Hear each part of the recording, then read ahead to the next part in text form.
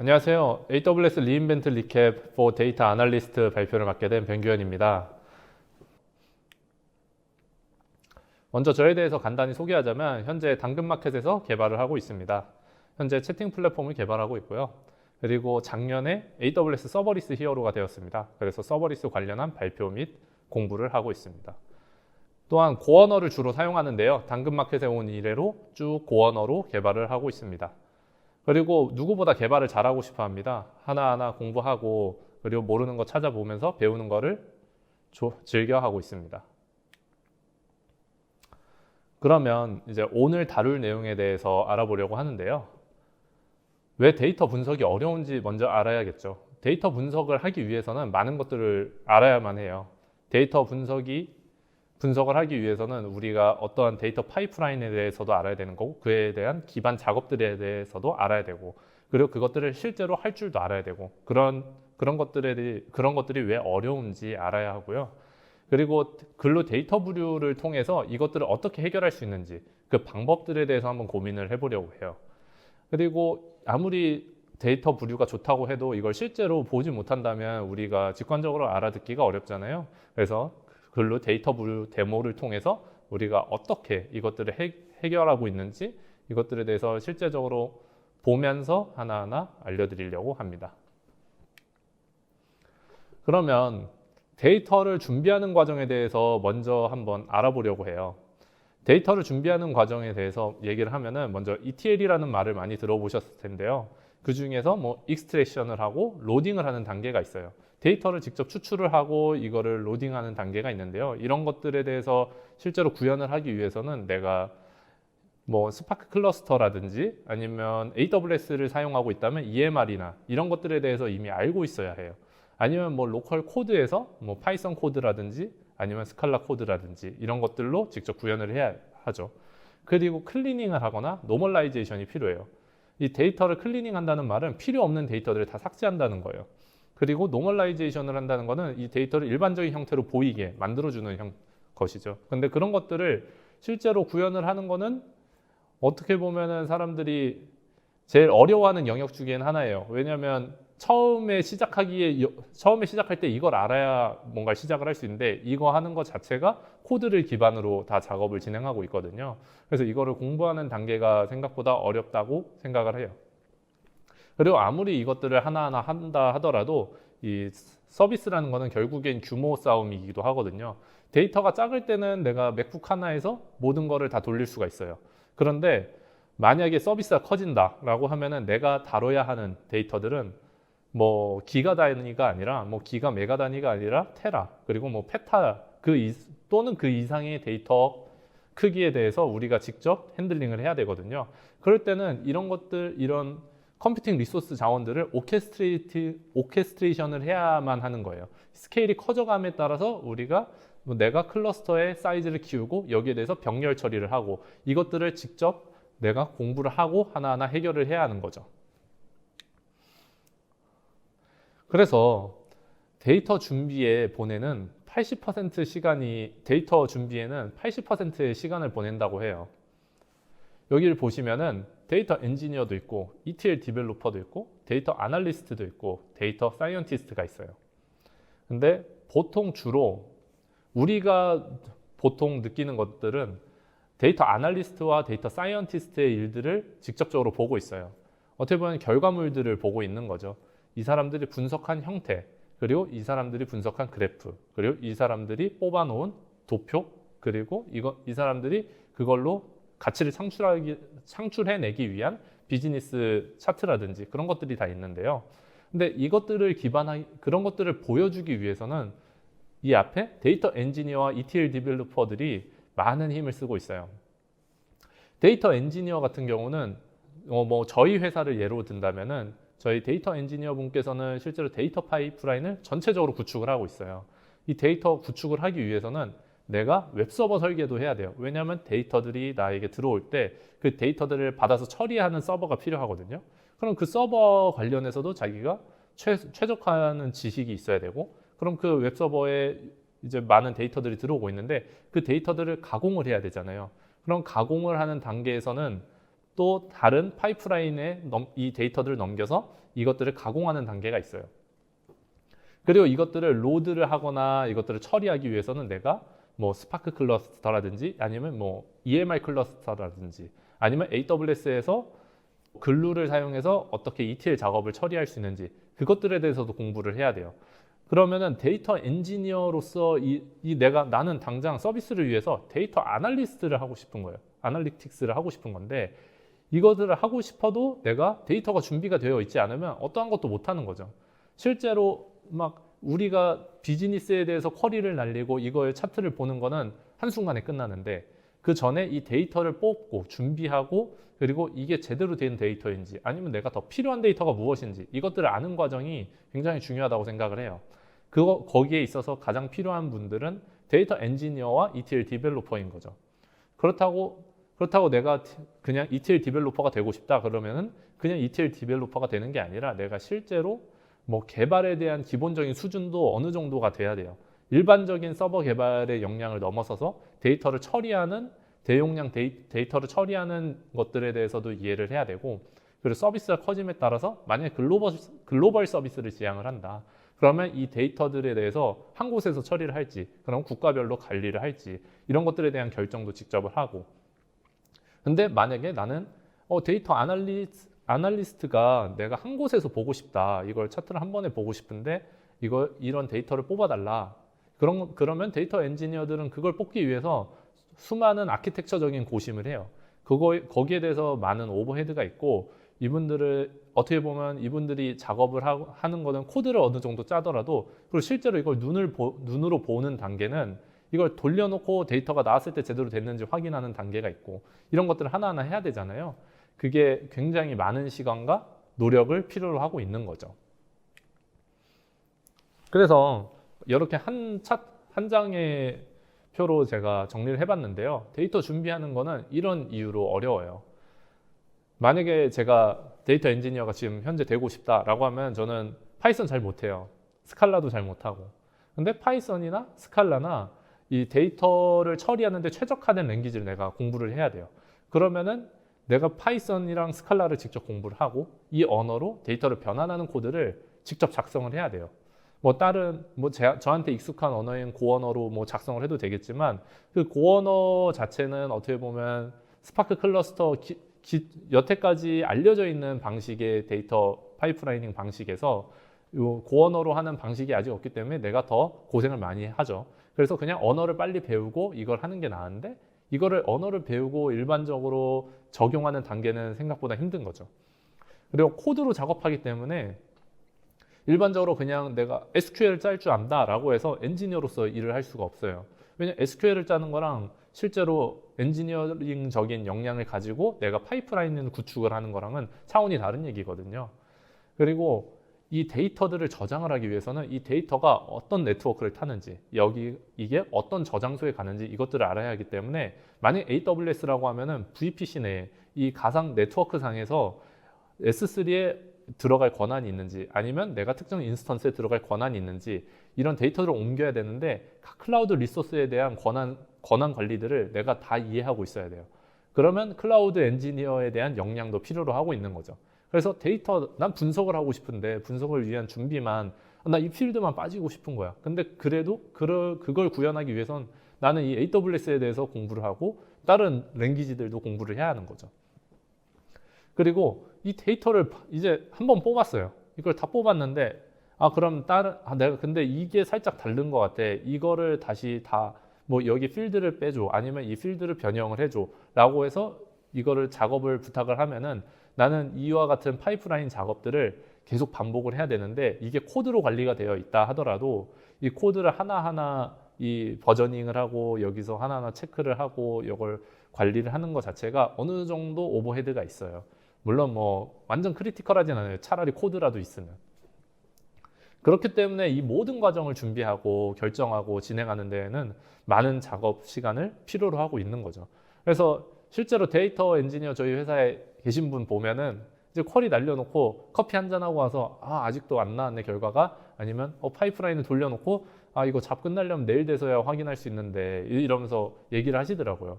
아무리 뭐 병렬 처리를 한다 그런다 하더라도 이 어쩔 수 없이 걸리는 시간들이 있는 경우가 있거든요. 뭐 머신러닝 관련해서 아티클 많이 보신 분들은 이런 얘기를 많이 들었을 거예요. 그래서 이런 오버헤드들을 줄이기 위해서 저희는 이제 AWS 글루 데이터 부류라는 게 나왔어요. AWS 글루 데이터 부류는 어떤 거냐면 이 데이터 분석가와 데이터 과학자를 위한 도구예요. 이 데이터를 시각적으로 보여주기 위해선 그에 대한 전처리 과정들이 많이 있잖아요. 그것들을 쉽게 해주는 도구인데요. 이 데이터 품질에 대해서 얘가 이해하고 있어요. 예를 들면 어떤 거냐면 여기서 데이터 프로파일링 잡을 돌린다면은 만약에 내가 가지고 있는 데이터들에 대해서 이 컬럼들이 어떤 의미를 가지고 있는지, 이 컬럼들의 카디널리티, 혹은 이 컬럼들이 얼마나 분포를 잘하고 있는지, 아니면은 이 컬럼들이 얼마나 유니크니스를 보장을 하고 있는지, 이런 것들에 대해서도 얘네들이 프로파일링을 해줘요. 그럼 내가 데이터 관련해서 이 컬럼들을 직접 쿼리하면서 이해하는 과정이 필요할 수도 있어요.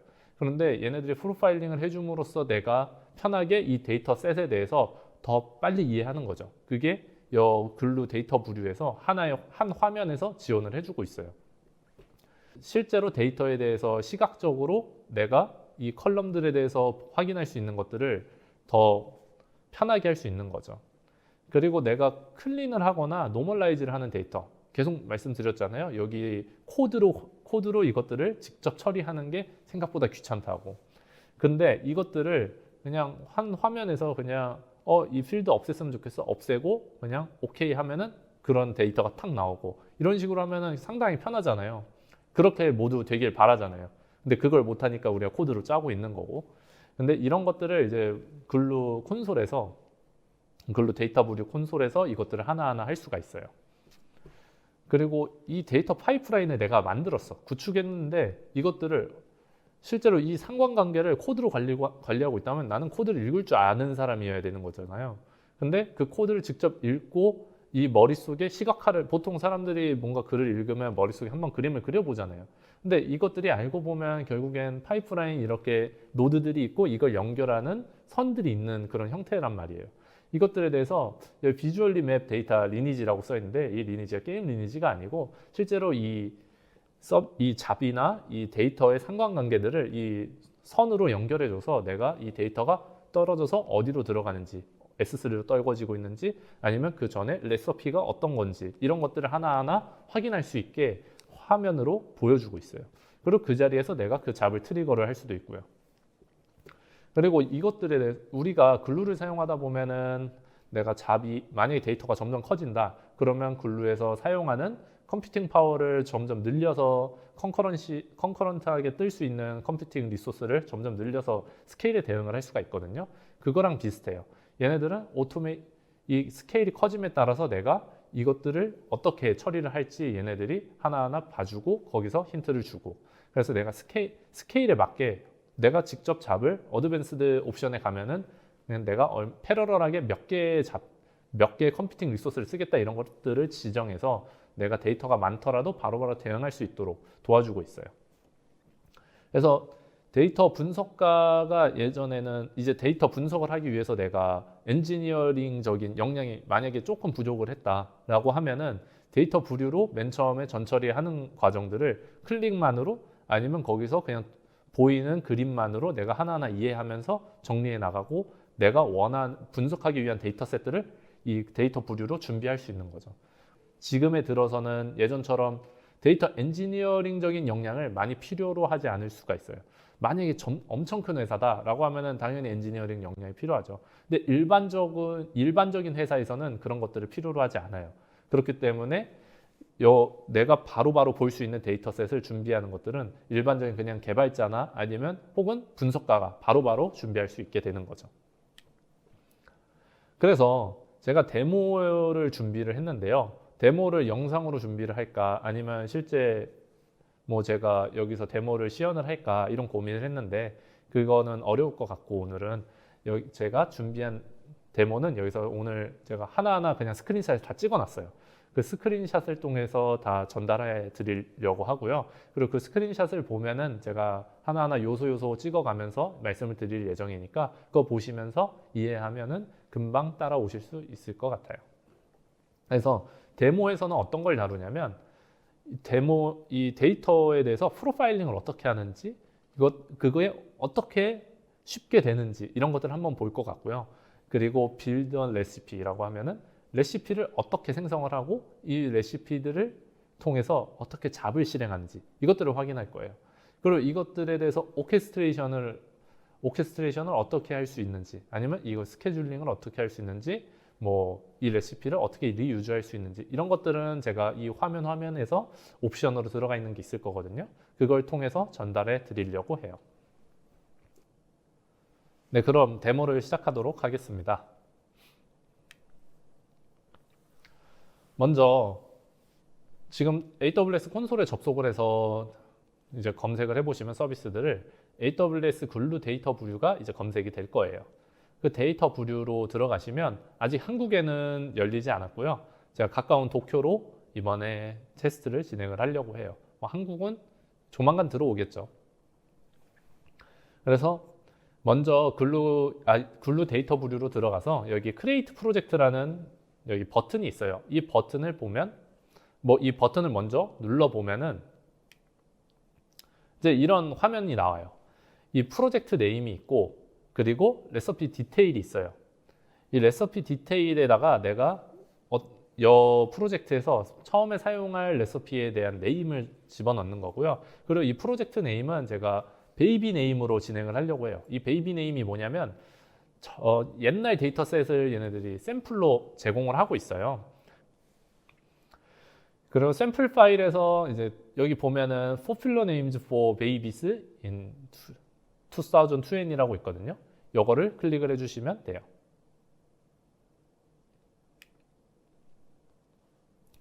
그래서 샘플링 레이트는 그냥 내가 샘플에서 보고 싶은 데이터 크기를 여기서 설정을 해줘요. 이때는 500으로 저는 설정을 했고요. 샘플에서 그냥 볼 수 있는 데이터는 500개 정도다 라고 해놨고 그리고 퍼미션이 은근 중요한데요. 저는 여기서 그냥 새로운 롤을 추가를 하는 거고 여기서 AWS에서 이런 신규 서비스를 하면은 그냥 자동으로 필요한 롤들 바로 넣을 수 있게 이렇게 그냥 create new 롤 하는 거를 create IAM 롤을 그냥 쉽게 내가 원하는 권한들이 들어가도록 이렇게 설정을 해줘요. 여기에는 제가 리캡 데모라고 롤을 새로 추가해서 진행하는 걸로 설정을 하였습니다.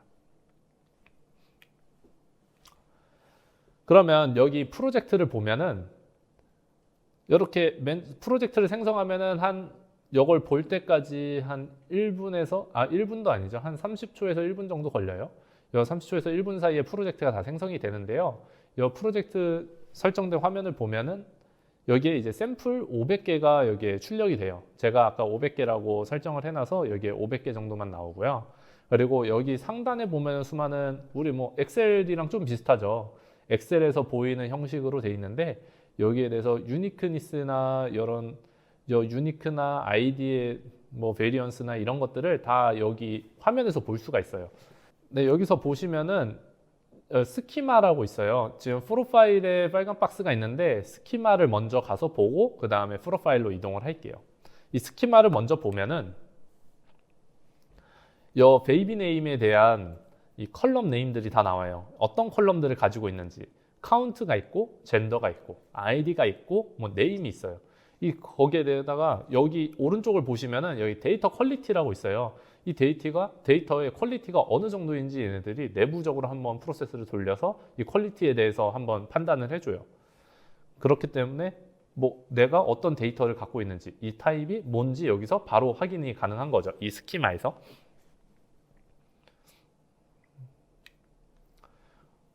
그리고 여기 프로파일을 이제 프로파일을 한번 눌러보면은 이 프로파일에 들어가면 제가 아직 프로파일링을 안 했잖아요.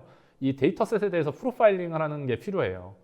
그래서 얘네들이 맨 처음에 안 되어 있다면은 프로파일링을 하는 거를 힌트를 주고요. run 데이터 프로파일이라고 해서 이 버튼을 눌러주면은 내가 프로파일링을 하기 위한 준비를 얘는 이제 글루 데이터 부류를 통해서 진행할 수가 있어요. 여기 create 잡을 들어가면은 잡 네임에 데이터셋 네임을 집어넣을 수 있고요. 여기에 맨 뒤에 디폴트 뭐 내셔널 베이비 네임즈 하고 프로필 잡이라는 게 디폴트로 들어가 줬어요. 그래서 프로필 잡으로 얘가 새로 생성이 될 거다라고 힌트를 준 거고요. 그리고 밑에 다음에 넘어가면은 요 모든 데이터들은 결국에는 S3로 떨어질 예정이에요. 그래서 이 프로파일링 된 데이터가 S3로 떨어질 예정이거든요. 그래서 이 S3 로케이션을 지정을 해줘야 돼요. 저는 이 데모를 진행하기 위해서 도쿄 S3에다가 제가 이 데이터 부류를 테스트하기 위한 버킷을 하나 생성해 놨어요. 그래서 이 버킷의 패스를 프로파일이라고 해놨고, 이 버킷 내가 어떤 버킷을 쓸지 처음에 모르겠다, 내가 있는 버킷 중에 찾고 싶다 이러면 뭐 브라우저로 하나 찾아서 선택하셔도 괜찮아요. 그리고 밑에 뭐 빨간 박스는 안 쳐져 있지만 왼쪽 밑에 어드밴스드 잡 세팅이라고 있어요. 아까 말씀드렸다시피 이 데이터셋이 너무 커지면은 이 잡을 돌리는 유닛이 점점 커져야 되거든요. 지금은 디폴트로 5개로 잡혀 있지만 잡이 뭐 5개 유닛으로 진행을 하기 어렵다 이러면은 뭐 20개, 30개로도 늘릴 수가 있는 거죠. 그리고 잡 타임아웃 같은 경우도 내가 이 잡을 돌리는데 프로파일링 잡이 이번 거 같은 경우는 데이터가 워낙 작기 때문에 뭐 10분 이내로 끝나겠죠. 뭐 1분이나 짧게 끝날 예정인데, 근데 만약에 길게 지난다라고 하면은 잡 타임아웃을 좀 더 길게 잡을 수가 있어요. 그리고 만약에 실패하는 경우에 대해서도 리트라이를 할 수 있는 이런 옵션이 있어요. 그래서 또한 여기 오른쪽 보시면은 여기 퍼미션이 있어요. 이거는 잡이에요. 아까는 프로젝트를 생성하는 거였고, 여기는 퍼미션에 대한, 이 잡에 대한 퍼미션인데요. 이 잡 같은 경우, 이 잡에 대해서도 내가 권한을 줘야 돼요. 근데 내가 왼쪽에서 S3에 떨구는 잡을 생성하고 있는데, 이 퍼미션이 S3에 대한 접근 권한이 있어야 되잖아요.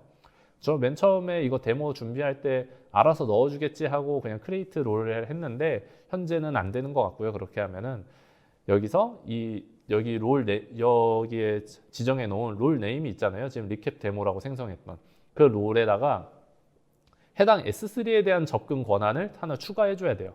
put 오브젝트나 put 오브젝트 ACL 같은 이런 오브젝트를 떨구는 권한을 줘야 얘네들이 즉 잡이 끝났을 때 이 오브젝트를 떨궈주는 것까지 진행을 해줘요. 나중에 여기에 떨어진 오브젝트들도 읽을 예정이니까 여기에 대해서 get 오브젝트나 그리고 이 get 오브젝트 ACL이나 여러 권한들을 내가 읽는 권한들도 이미 다 준 상황이에요. 그래서 잡을 생성하면 이런 화면이 나와요. 여기 맨 처음에는 잡을 생성을 했고 얘가 아직 실행하지 않았으니까 라스트 런 필드가 비어져 있죠. 그래서 오른쪽 상단에 있는 런 잡을 한번 클릭해 봤어요. 그러면은 이제 잡이 다 종료가 되고 내가 이제 이 데이터 프로파일을 볼 수 있게 이렇게 링크가 하나 생성이 돼 있어요. 그래서 데이터셋은 내가 기반으로 한 데이터셋이 어떤 건지, 그리고 이거에 대해서 프로파일이 어떻게 나는지 여기서 바로 클릭만 하면은 이동이 가능합니다. 데이터 프로파일을 한번 보러 가볼게요. 데이터 프로파일을 보면은 이 오버뷰가 있어요. 먼저 데이터셋 내셔널 베이비 네임즈의 이 프로파일이 어떻게 나왔는지 오버뷰를 한번 해줘요. 그래서 발리드 셀이 얼마나 되는지, 그리고 미싱 셀이 얼마나 되는지, 그러니까 여기에 한 로우마다 얼마나 발리드한 데이터가 있는지 이런 것들을 하나하나 얘네들이 체크를 해줘요. 그리고 토탈 로우가 몇 개인지, 내가 로우가 뭐 100만 개가 될 수도 있고 뭐 2000개가 될 수도 있고 어떻게 될지 모르잖아요. 근데 이 프로파일을 통해서 내가 얼마나 데이터셋을 가지고 있다라는 거를 알 수 있는 거죠. 그리고 데이터 타입에서 뭐 어떤 컬럼들이 어떤 타입을 가지고 있는지 이런 것들을 볼 수 있고, 그래서 스트링 타입은 2컬럼이 있고, 그리고 빅 인티저는 3개의 컬럼이 있다라는 거를 확인할 수 있어요. 그래서 데이터에 대해서 상관관계들도 여기 오른쪽에 코릴레이션스를 통해서 확인할 수가 있죠.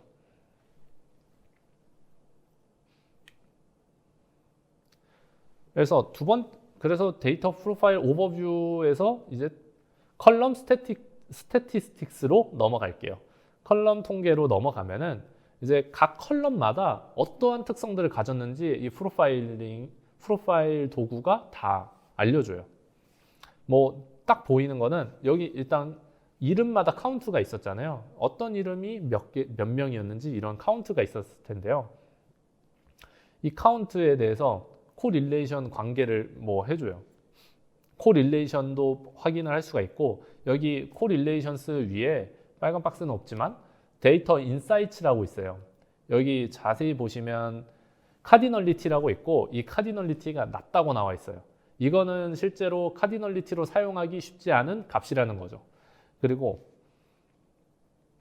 이 데이터의 스크라고 하는데요. 이 데이터가 만약에 정규 분포를 따른다면 이렇게 돼 있잖아요. 근데 한쪽으로 기울어져 있는, 왼쪽으로 이렇게 모여 있는 경우를 이제 포지티브 스큐라고 그래요.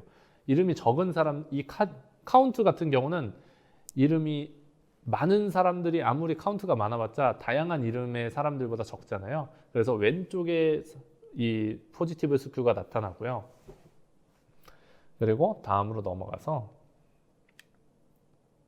네, 여기 이제 젠더를 바라보면은 젠더에는 이 피메일이랑 메일밖에 없어요. 그래서 피메일이랑 메일, 밸류 디스트리뷰션을 보면은 피메일이랑 메일만 있고요. 그리고 탑 유니크 밸류로도 뭐 피메일이랑 메일만 나오는 거죠.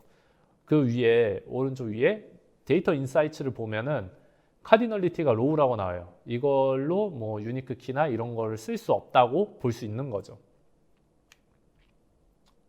그리고 이제 아이디를 볼게요. 아이디 같은 경우는 딱 아이디면 당연히 유니크하죠. 여기서 카디널리티 하이예요. 그냥 100% of the rows are unique라고 나오잖아요. 전체 로우가 유니크하다. 이 값으로 전체 로우가 유니크함을 보장할 수 있다. 이런 것들을 볼 수가 있어요.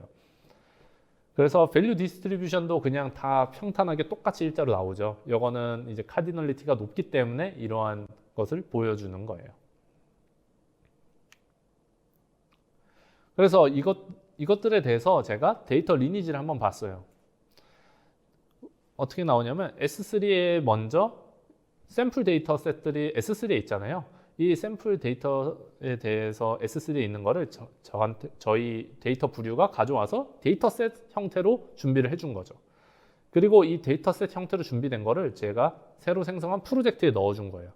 이 프로젝트에 들어가 있고 이 밑에 있는 잡은 새로 생성한 잡인 거죠. 그리고 제가 여기에 지금 오른쪽에 S3라고 써 있는데 이 잡이, 이 프로파일링 잡이 떨어지면은, 끝나면은 이 S3에 떨어진다라는 게 이 화면에 나와 있다고 보시면 될 것 같아요. 그래서 이렇게 내가 어떤 파이프라인을 가지고 있는지 이렇게 그림으로 보니까 좀 더 직관적으로 이해를 할 수가 있는 거죠. 그래서 다시 돌아와서 이제 레시피를 한번 진행을 해보려고 해요. 이렇게 샘플 데이터가 있는데 내가 원하는 대로 이제 가공을 하고 싶은 거죠. 레시피라고 하면 요리법이잖아요. 그럼 요리법에 대해서 한번 생각을 해볼게요. 이 요리법은 내가 재료가 준비가 됐고 이 재료가 있고 이 레시피 같은 경우는 하나의 준비된 재료에 대해서 이 결과물 요리를 만들어내는 하나의 방식이에요. 이 방식이라는 거는 이 재료들을 어떻게 섞을지, 몇 그램을 넣을지, 아니면 이 재료는 뺄지, 이 재료는 어느 특정 시점에 넣어야 할지, 이것들을 정하는 거죠. 그렇게 생각하면은 이 레시피에 대해서 이해하기가 편해요. 이 데이터가 이미 준비가 되어 있고 이 레시피는 이 데이터를 이 컬럼을 언제 뺄지, 그럼 이 뺀 컬럼이 있고, 그리고 어떤 컬럼을 특정 시점에 더할지 이 레시피 상에서 하나하나 정리를 하는 거예요. 쉽게 말하면 뭐 그룹 바이를 해서 카운트가 하나 나왔어요. 그 카운트가 새로 나왔는데 이게 필드를 하나 추가하는 방식으로 나온 거예요. 그럼 컬럼이 하나 추가됐어. 근데 기존에 있던 컬럼이 필요가 없어진 거예요. 그럼 기존에 있는 컬럼은 이게 생성이 된 다음에 이 컬럼을 빼는 거죠. 그러면서 이렇게 레시피로 하나하나 데이터들을 가공하고 정제해서 몇 개 안 되는 데이터들로 만들어내는 과정이에요. 하나의 완벽한 요리된 형태로 요리된 데이터셋을 가지기 위한 과정이라고 보시면 좋을 것 같아요.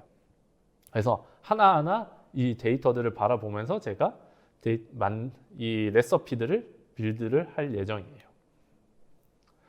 그래서 먼저 레서피에 어떤 스텝들이 있는지 한번 살펴볼게요. 레서피에는 이 컬럼 액션, 컬럼에 대한 액션도 할 수 있어요. 컬럼 리네임을 할 수 있고, 그리고 타입도 바꿀 수 있고, 그리고 컬럼도 옮길 수 있고, 그리고 필터링도 할 수 있어요.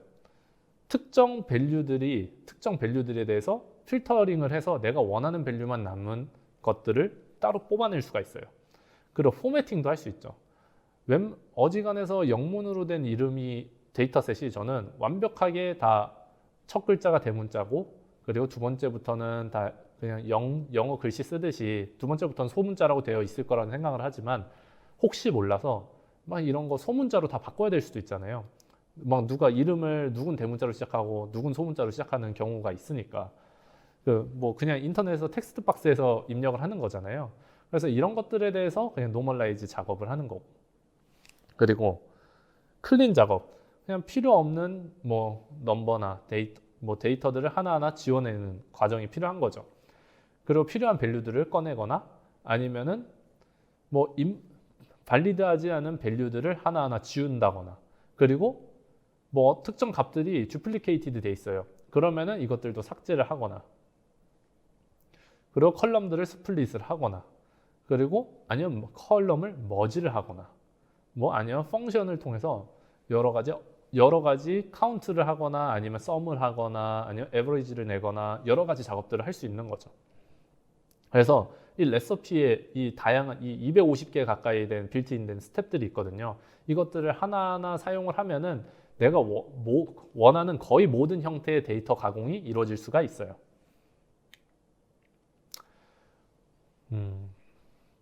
그래서 먼저 이제 네임을 로어 케이스로 한번 바꿔볼게요. 그러면 여기서 포맷 컬럼에서 로어 케이스로 바꾸는 옵션이 있었고, 그 레시피에서 이제 소스 컬럼은 네임으로 지정을 하고, 그리고 포맷 컬럼을 로어 케이스로 하겠다라고 지정을 하면은 그냥 어플라이를 눌러 보면은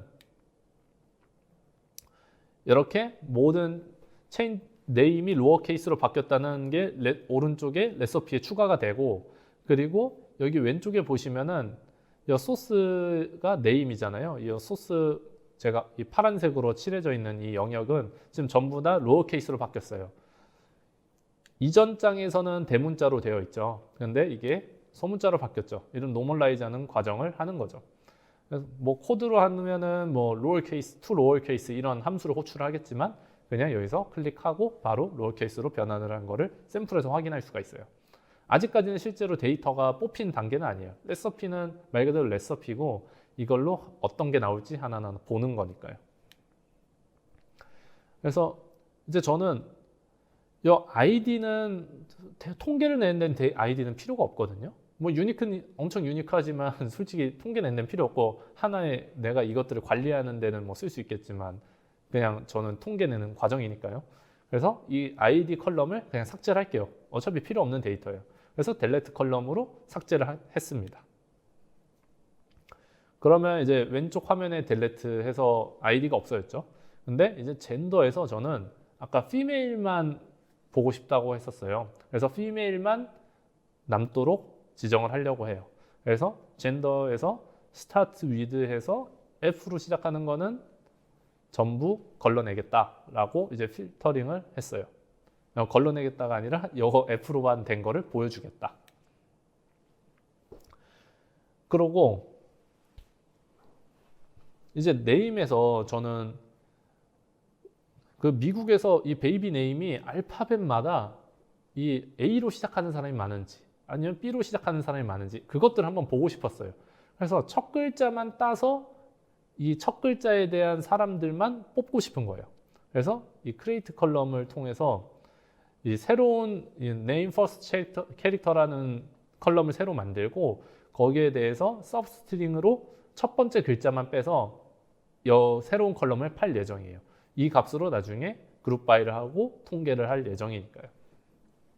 그래서 based on function이라는 걸로 이제 이 셀렉터 펑션에서 서브스트링이 있어요. 스트링을 빼고 소스 컬럼은 name으로 지정을 해주고, 그래서 로어 바운드는 0번째, 그리고 이제 첫 번째에서 다 잘라내겠다 이렇게 설정을 해놓은 거죠. 그래서 데스티네이션 컬럼은 지금 생성하는 걸로 되어 있는 거고요. 그래서 이런 식으로 설정을 하면 내가 첫 글자만 딴 거를 컬럼을 새로 생성할 수가 있어요. 그리고 그러면 이제 제가 하나하나 설정을 해서 뭐 필요 없는 컬럼들을 다 지웠어요. 그냥 뭐 네임도 지웠고 그리고 이어도 지운 거죠. 그냥 연도도 다 지웠어요. 그냥 전체 통계를 보고 싶어서. 그래서 이렇게 내가 필요한 컬럼들만 남은 카운트와 젠더와 네임 퍼스트 캐릭터만 남은 이 데이터 셋을 만들고 싶으니까 이렇게 만드는 레시피를 퍼블리시를 하겠다라고 하는 거예요. 그래서 이거를 퍼블리시를 해야 이제 내가 이 레시피들을 딴 데서 막 가져와서 사용을 할 수 있는 거죠. 이러한 형태의 데이터셋에 대해서요. 그럼 퍼블리시 레시피라면은 이렇게 나와요. 그냥 뭐 버전 디스크립션, 이 버전에 대한 디스크립션을 넣고요. 그래서 제가 버전 디스크립션에 그냥 first alphabet name counts라고 그냥 추가를 하고 이 밑에 있는 레시피들이 어떤 게 들어있는지 한번 확인 더 하고 그 다음에 퍼블리시를 할게요.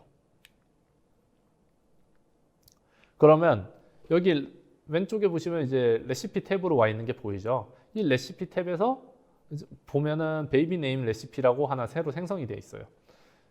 그래서 저는 이 레시피를 통해서 잡을 하나 생성할 거예요. 왜냐하면 나는 이걸 주기적으로 돌릴 수도 있다라는 생각을 가지고 이 잡을 하나 생성해서 필요할 때마다 이 잡을 트리거를 하고 싶은 거죠. 그래서 이 레시피로 create 잡 with this recipe라는 걸로 하나의 잡을 생성을 하는 거예요. 그러면 create 잡은 아까 프로파일 잡을 생성하는 거랑 굉장히 비슷해요. 잡 네임은 alphabet name counts라고 하나 생성해 놨고요.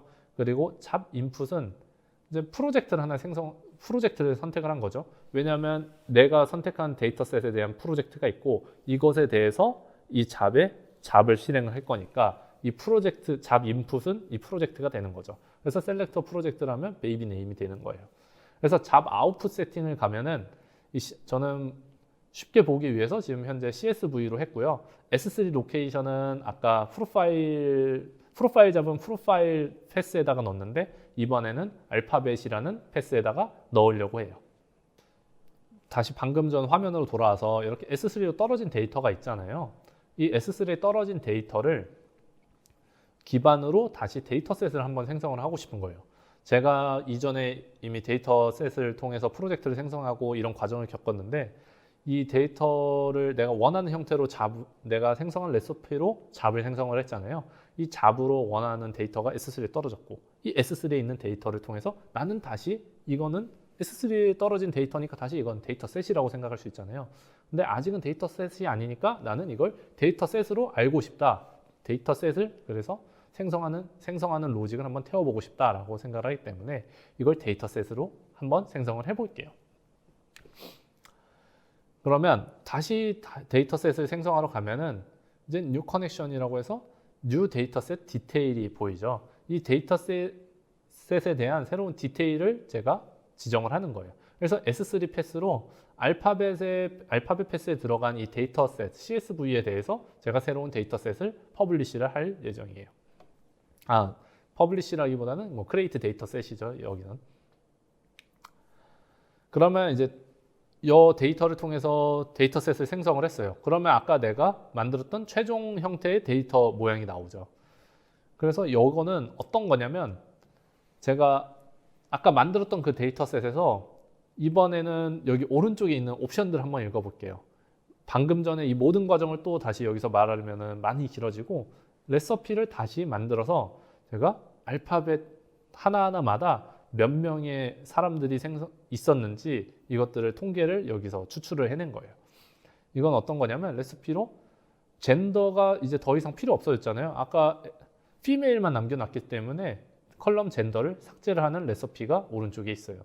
그리고 두 번째로는 네임 퍼스트 캐릭터로 create some 네임 퍼스트 캐릭터로 그룹 바이를 하고 이 그룹 바이로 이 알파벳으로 묶인 것들에 대해서 묶일 때는 이제 이 카운트들을 다 더해줘야 되잖아요. 그래서 count sum이라는 필드를 새로 팠어요. 그래서 group by 뭐 name first character and create count sum from sum count라고 이렇게 이제 두 번째 스텝이 생긴 거죠. 그리고 여기서 이제 여기에 나왔으니까 나는 이제 카운트가 필요가 없잖아요. 그래서 delete column count를 한 거예요. 그리고 이게 맨 처음에 나왔을 때 이 같은 알파벳들마다 전부 다 같은 알파벳의 같은 값들이 듀플리케이트 돼서 나왔었어요, 출력이. 그래서 저는 이게 보기가 싫어서 remove duplicates from name first character. 그래서 한 알파벳마다 카운트가 똑같은 게 나오도록 이 레시피를 오른쪽에 정리를 한 거죠. 그래서 다음과 같이 이제 이 모든 과정에 대한 결과를 볼 수 있어요. 뭐 A로 시작하는 사람보다 M으로 시작하는 이름의 사람들이 제일 많더라라는 거를 확인할 수가 있었던 거죠. 그래서 이런 것들을 그러면 실무에 내가 어떻게 쓸 거냐, 이렇게 이제 전처리하는 과정 이미 아시는 분들은 어떻게 써야겠다 이런 생각이 이미 들 거예요. 근데 어떻게 쓸지 한번 가이드를 한번 해보려고 해요. 여러 가지 비즈니스 보고서를 뭐 퀵사이트나 아니면 뭐 리더시 아니면 메타베이스 아니면은 또 뭐 태블로 여러 가지 BI 도구들이 있잖아요. 그 BI 도구를 뭐 엑셀도 있고요. 그 BI 도구에서 이 비즈니스 보고서를 보기 위해서는 알고 보면 수많은 데이터베이스나 S3, 레드시프트 뭐 많은 데이터 저장소에 있는 데이터들을 가공을 해야 돼요. 근데 이 데이터 부류를 통해서 오늘은 다루지 않았지만 여기에서 이너 조인도 할 수 있고 아우터 조인도 할 수 있고 실제로 뭐 교집합만 빼낼 수도 있고 그런 것들을 하나하나 가져올 수가 있단 말이에요. 그래서 글루 데이터 부류를 통해서 이제 하나의 데이터셋만 나와서 가공된 데이터셋들을 그냥 S3에 떨궈주는 거죠. 그러면 그 데이터셋들을 통해서 그냥 여러 BI 도구를 통해서 한 번에 비주얼라이징을 할 수가 있는 거예요. 그 과정에 이제 데이터 부류가 있는 거고. 그래서 뭐 데이터 부류에는 따로 비주얼라이징 도구는 없고 만약에 데이터 부류로 가공을 했다 그러면 비주얼라이징 도구로 이 떨어진 데이터들을 한 번에 보는 거죠. 그리고 머신러닝을 위해서도 데이터를 전처리를 할 수가 있어요.